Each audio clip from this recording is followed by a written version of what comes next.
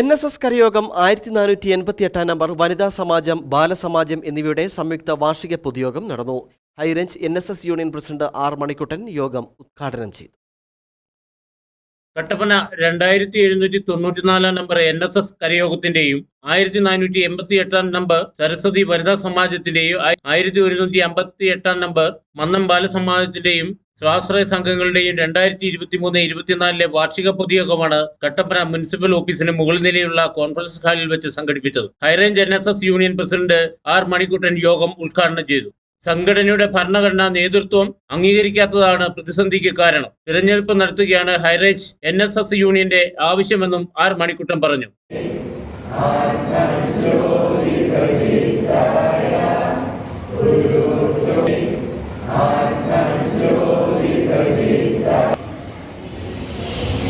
എന്തിനു വേണ്ടിയാണ് ഹൈറേഞ്ചിലെ നായർ സമൂഹം കഴിഞ്ഞ 2 വർഷമായി സമരം നയിക്കുന്നത്?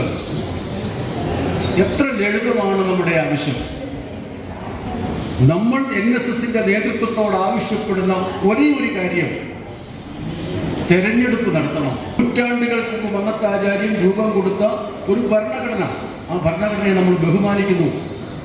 ആചാര്യ സ്മരണ ചെല്ലുമ്പോൾ, ആചാര്യന്റെ പാദത്തിൽ കൊണ്ട് വന്ദിക്കുമ്പോൾ അദ്ദേഹം എഴുതിയ ഭരണഘടനയെ നമ്മൾ മാനിക്കുന്നു. പക്ഷേ NSSന്റെ നേതൃസ്ഥാനത്തിരിക്കുന്ന ജനറൽ സെക്രട്ടറി ആ ഭരണഘടനയെ മാനിക്കുന്നില്ല എന്നുള്ളിടത്താണ് നമ്മുടെ തിരിച്ചുള്ള ചിന്തയ്ക്ക് തുടക്കം കുറിക്കുന്നത്. യോഗത്തിൽ വെച്ച് പ്രതിഭകളെ ആദരിച്ചു. തുടർന്ന് കലാപരിപാടികളും നടന്നു. കരയോഗം പ്രസിഡന്റ് KV വിശ്വനാഥൻ യോഗത്തിൽ അധ്യക്ഷത വഹിച്ചു. High Range NSS union vice president AK Sunilkumar സംഘടനാ റിപ്പോർട്ട് അവതരിപ്പിച്ചു. കരയോഗം സെക്രട്ടറി MB ശശികുമാർ കണക്കും റിപ്പോർട്ടും അവതരിപ്പിച്ചു. അജിത് K മുരളീധരൻ, സുമാ രവീന്ദ്രൻ, ഉഷ ബാലൻ, AJ Raveendran, AK Saseendran, KG Vasudevan തുടങ്ങിയവർ സംസാരിച്ചു. Idukki vision news, Kattappana.